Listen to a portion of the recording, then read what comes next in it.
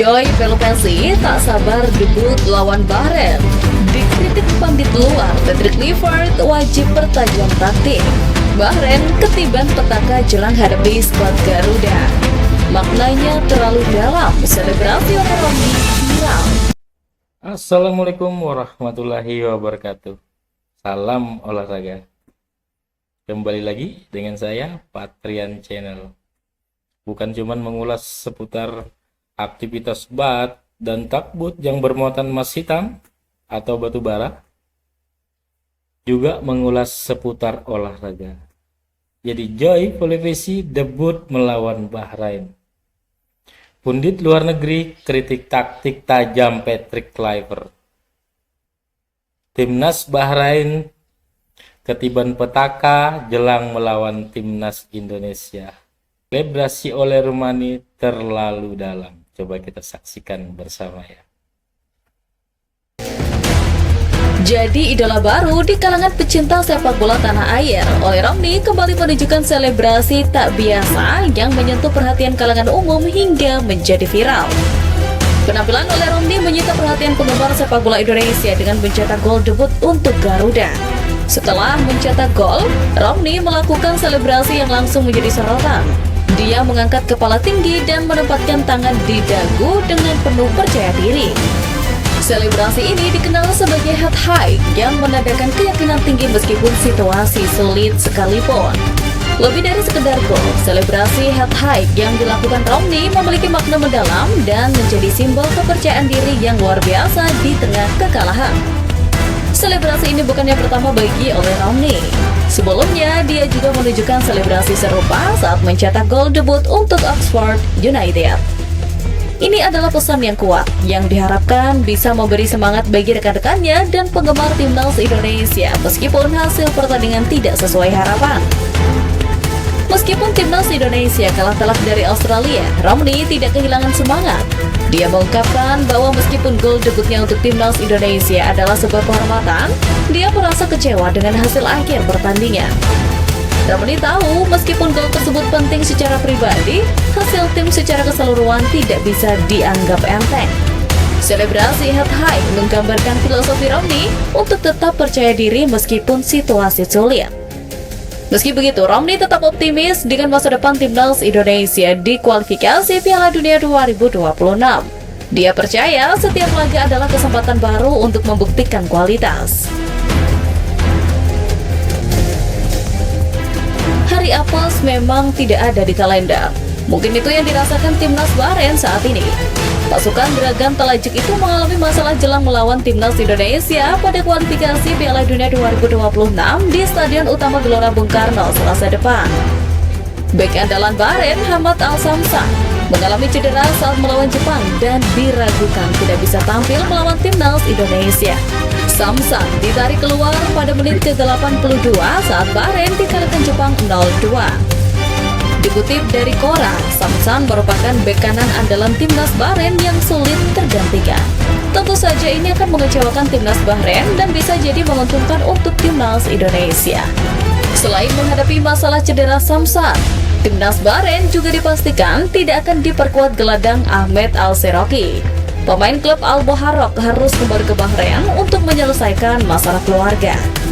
Berbeda dengan Samsan, Al-Seroki bukan pemain kunci timnas Bahrain.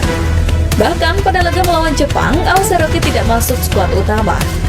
Lebih lanjut, pemain lain yang bakal tidak memperkuat timnas Bahrain adalah Amine Benadi yang bermain untuk peran bek tengah. Pemain 31 tahun itu akan absen karena akumulasi kartu kuning. Ini akan jadi kehilangan besar bagi kubu Bahrain karena Benadi sangat diandalkan. Apakah dengan pincangnya pasukan Bahrain akan menjadi keuntungan tersendiri untuk timnas Indonesia meraih poin maksimal? Tentu saja kita berharap yang terbaik untuk anak asuh Patrick Kluivert tersebut.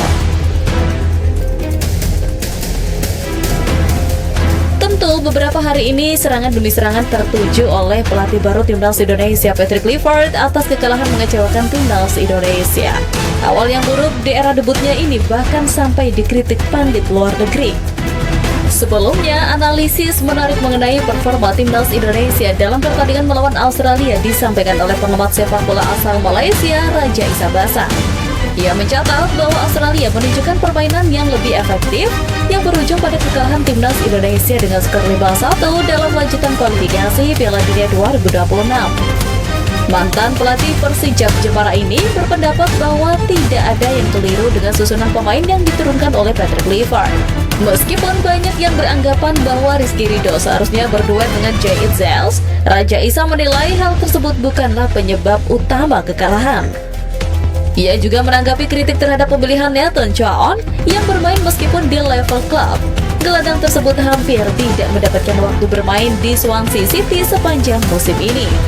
Selain itu, faktor kelelahan juga turut berkontribusi pada kekalahan yang menyakitkan dari Australia.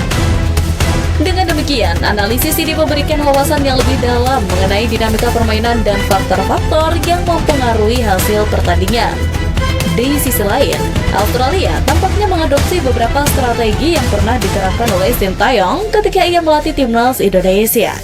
Raja Isa berpendapat bahwa taktik bertahan dan melakukan serangan balik yang cepat lebih efektif untuk mencapai hasil yang positif. Oleh karena itu, Raja Isa menekankan pentingnya pemain-pemain timnas Indonesia saat ini untuk membangun mental, kekompakan tim, serta kepercayaan diri agar dapat mengalahkan Bahrain dan selanjutnya Cina.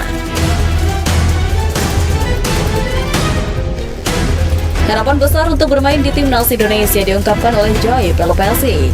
Segala persiapan sudah ia lakukan demi mendapat waktu bermain di tim Patrick Kluivert itu. Memang pada laga sebelumnya, pemain timnas Indonesia Joy Pelopelsi tidak diberikan menit bermain oleh Patrick Kluivert. Pelatih anyar timnas Indonesia itu menggunakan formasi 3-4-3 dalam laga timnas Indonesia melawan Australia. Di lini tengah, pelatih timnas Indonesia itu memasang Tom Hai dan Nathan Chown. Bermainnya Nathan Chown jadi pertimbangan aneh, sebab Nathan sudah jarang bermain di klubnya saat ini Swansea City.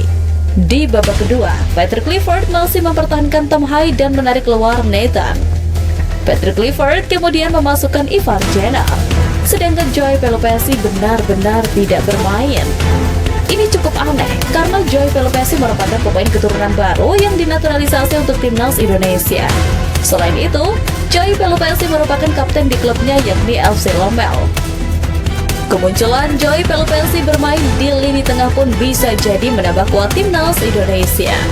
Dia berharap bisa mendapatkan kesempatan tampil saat menjamu Bahrain di Stadion Utama Gelora Bung Karno. Meskipun begitu, pemain berusia 30 tahun itu tetap bangga bisa membela timnas Indonesia. Ia menemukan banyak hal dan dunia baru di tim Merah Putih.